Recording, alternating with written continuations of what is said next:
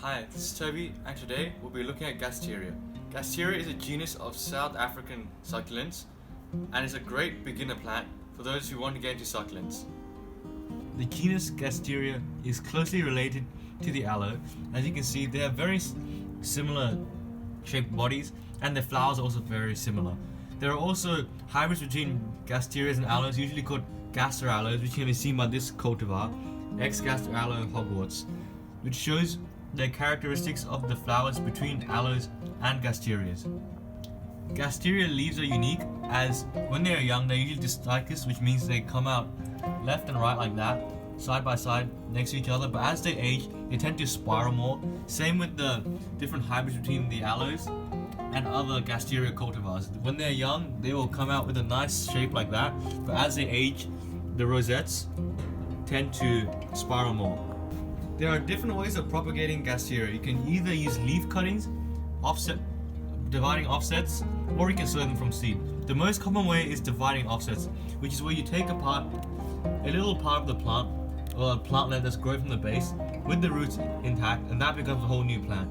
The same technique can be used on aloes and Haworthias. The following is an example of Gasteria propagation by leaf cutting. Initially there were 3 leaves here, which are from this variegated Gasteria, but only one has propagated successfully, which you can tell from the roots and how swollen it is that it's absorbing water. Here are examples of Gasteria propagation from offset. So this was off of a big Gasteria over there that I pulled off. There's from another Gasteria that I pulled off, and they've all rooted and they've grown very well. And you can see they started producing offsets as well, which is a big feature of their growth habit, that they become clusters when they age. Gasterias have many uses. It's a great collector plant for both the beginner and the enthusiast. This is because there are many different cultivars of Gasteria and lots of variegates which are highly sought after. Gasterias prefer partial shade instead of full sun. If it is stressed in the sun, as in it is too hot, it will turn a brownish red color, and that means you have to move it into shade. Where I keep my Gasterias is under this roof, and you can see it doesn't get direct sun throughout the day, unlike the greenhouse.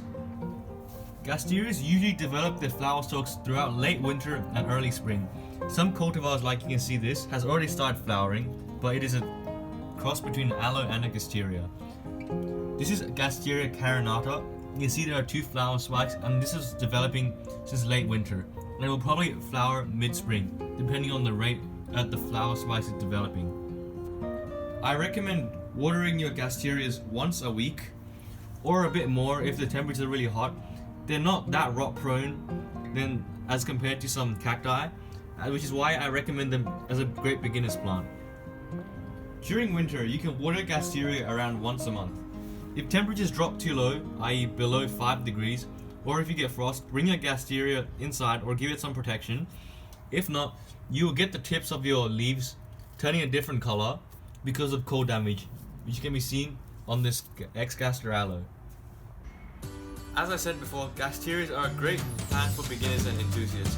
These are very common to find, and you can just find them in your local nursery. However, if you're looking for more exquisite cultivars, you might have to go to a specialist nursery or at some convention where you can buy them. Thank you for watching this video. I hope my information on Gasteria was helpful to you, and that you give these plants a go. Very easy to care for, and you can't really go wrong with these. So thank you, have a great day, and I'll see you in the next one. Bye.